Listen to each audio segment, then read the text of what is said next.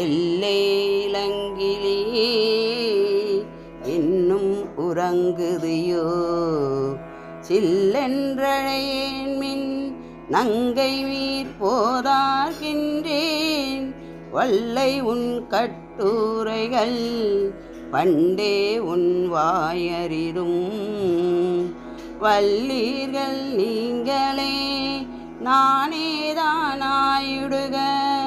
ஒல்லை நீ போதாய் உனக்கென்ன வேறுடைய எல்லோரும் போந்தரே போந்தரே போந்தரென்னிக்கொள் வல்லானை கொன்றானை மாற்றாரை மாற்றழிக்க வல்லானை மாயானை படலலோர் எம்பாவாய்.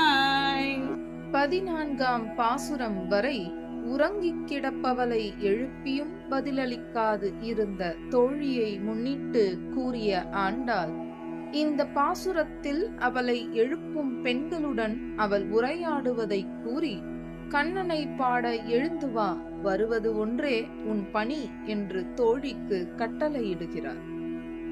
இளமையுடன் திகழும் கிளியை போன்றவளே, இது என்ன? பெண் பிள்ளையாகிய நாங்கள் இவ்வளவு பேர் திரண்டு வந்தும் நீ இன்னும் உறங்குகிறாயே என்று அவளை துயில் எழுப்ப வந்தவர்கள் கேட்கிறார்கள்.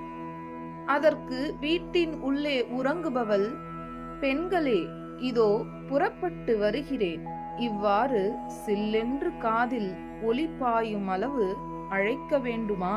அப்படி அழைக்காதீர்கள் என்று பதில் சொன்னார். அதற்கு இந்த பெண்கள், அடடே, நீ சமத்தான வார்த்தைகளை பேசுவதில் வல்லவள் என்பது நாங்கள் அறியாததா? உன் கடும் சொற்களையும் உன் வாயையும் நாங்கள் வெகு நாட்களாகவே அறிவோமே என்றார்கள். அதற்கு அந்த பெண், இப்படி என்னை சொல்லும் நீங்கள்தான் பேச்சில் வல்லமை உள்ளவர்கள், நான் இல்லை. இருந்தாலும் நீங்கள் சொல்கிறபடியே நான் தான் பேச்சில் வல்லமை உள்ளவளாக இருக்கட்டுமே. இப்போது உங்களுக்கு நான் என்ன செய்ய வேண்டும் என்று விரக்தியில் கேட்பவளை போல் கேட்டார். அட பெண்ணே, நீ செய்ய வேண்டுவது வேறு ஒன்றும் இல்லை, விரைந்து எழுந்து வா.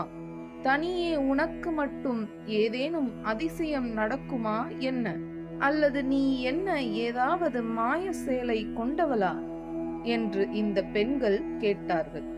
அதற்கு அவள், சரி சரி, வரவேண்டியவர்கள் எல்லோரும் வந்துவிட்டார்களா என்று பதிலுக்கு கேட்டார். இவர்களும், ஓ, அனைவரும் வந்துவிட்டனரே, நீ வேண்டுமானால் எழுந்து வந்து எங்களை எண்ணி பார்த்து கொள்ளே என்று கூறினார். அதற்கு அவள், சரி இருக்கட்டும், ஆனால் என்னை எதற்காக எழுந்து வர சொல்கிறீர்கள் என்றாள் அலுப்புடன். உடனே இந்த பெண்கள், குவலாய பீடம் என்னும் வலிய யானையை கொன்று ஒழித்தவனும் பகைவர்களான கம்சன் உள்ளிட்டவர்களின் மிடுக்கினை மாய்த்தவனுமான கண்ணபிரானை பாடுவதற்காக நாங்கள் விரைகிறோம், நீயும் வரவேண்டும், அவ்வளவுதான் என்று பதிலளித்தார்கள். இதன் மூலம் சோம்பலை அறுத்து சுகம் காண கண்ணனை பாடவா என்று தோழியை அழைக்கிறார் ஆண்டார். திருவெம்பாவை பாடல் 15.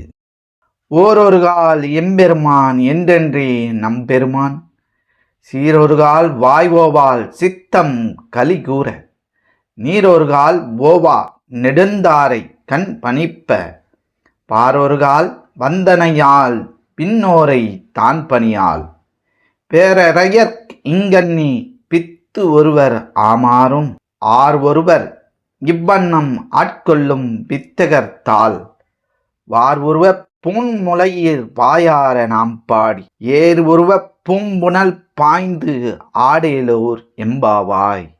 கரம் குவித்து எதையும் வணங்காத பெருமைக்குரியது சிவம் மட்டுமே. இதுதான் பக்தி.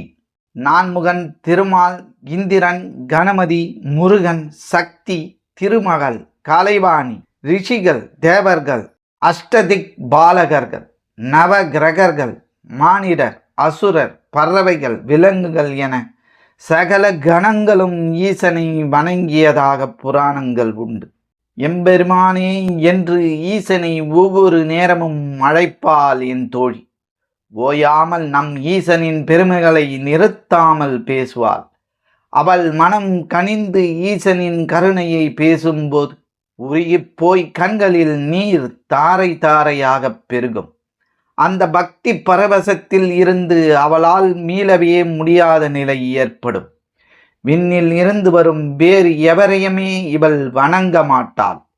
ஈசன் மட்டுமே தனது கடவுள் என்ற நிலையில் காதலனோடு நிற்பாள். இங்கனம் என் தோழியைப் போலவே நம்மையும் ஆட்கொண்டருளியிருக்கும் வித்தகனான ஈசனின் தாழ் பணிந்து பாடுவோம் வா தோழி. மலர்கள் நிறைந்த ஏர் வடிவிலான தாடகத்தில் பாய்ந்து நீராடுவோம் வா என் பெண்ணே.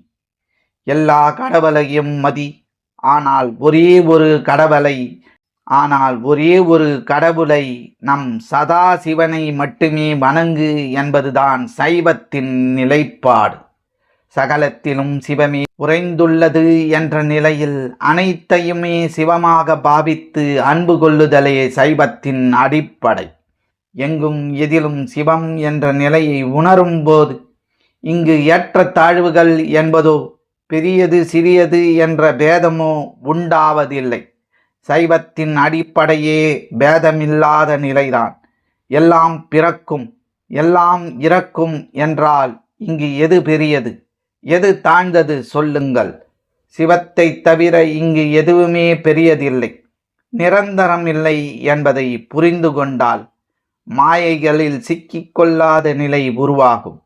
மாயை விலகியது என்றால் பிறகு ஏது பிறப்பும் வாழ்வும் இறப்பும்?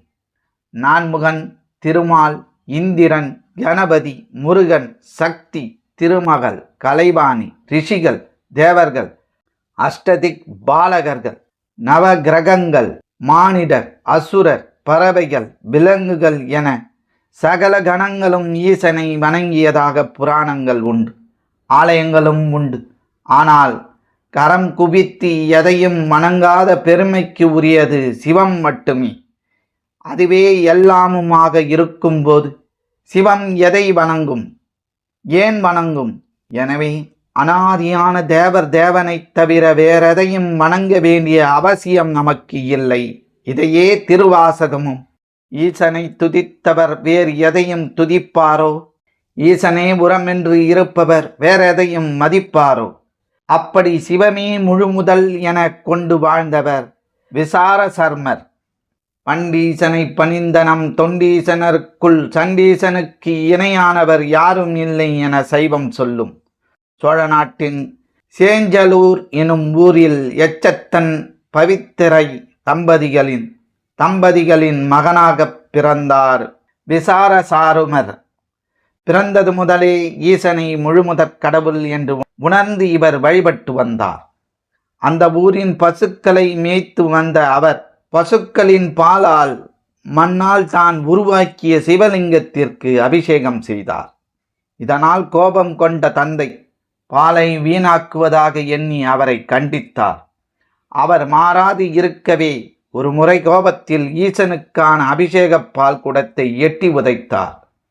சிவ அபராதம் செய்த தந்தையின் கால்களை வெட்டி வீசிவிட்டு சிவ பூஜை செய்யத் தொடங்கினார். தெய்வ நிந்தை யார் செய்தாலும் அது தண்டனைக்கு உரியதே என்று நிரூபித்த விசாரசர்மர் முன் ஈசன் உமையோடு தோன்றினார். அவரை தன்னுடைய கணங்களின் தலைவராக்கினார். சண்டீசன் எனும் ஈஸ்வர பட்டம் அளித்து ஆடைக்கும் பூசை பொருட்களுக்கும் உரியவராக நியமித்தார். மேலும் தாம் உண்ட அமுதும் பரிவட்டமும் மற்றும் மாலைகள் உனக்கே ஆகுக என்று அவருக்கு தான் சூடியிருந்த கொன்றை மாலையை சூட்டி கோமுக காவலாக நியமித்தார். இதுதான் பக்தி. ஒழுக்கத்தில் கட்டுப்பாடு இருப்பதை போல பக்தியிலும் கட்டுப்பாடும் ஒரே தெய்வம் என்ற கற்பு நிலையும் வேண்டும். அதையே சைவம் போதிக்கின்றது. போற்றுதற்குரிய இந்த மார்கழி நன்னாளில் அதிகாலையில் ஈசனை பணிந்து நீராடி ஆலயம் சென்று போற்றுவோம் வா தோழி. கருணையே வடிவமான நம் ஈசன் காலந்தோறும் நம்மை காவல் காக்கக்கூடியவன். அவனை காத்திருக்கச் செய்யாது போற்றி புகழ விரைந்து வா தோழி. எங்களுடைய பதிவு உங்களுக்கு பிடித்திருந்தால் லைக் பண்ணுங்க, ஷேர் பண்ணுங்க. மீண்டும் தொடர்ந்து இது போல பல பதிவுகளை பார்ப்பதற்கு எங்கள் சேனலை சப்ஸ்கிரைப் செய்து பெல் ஐக்கானை கிளிக் செய்து கொள்ளவும்.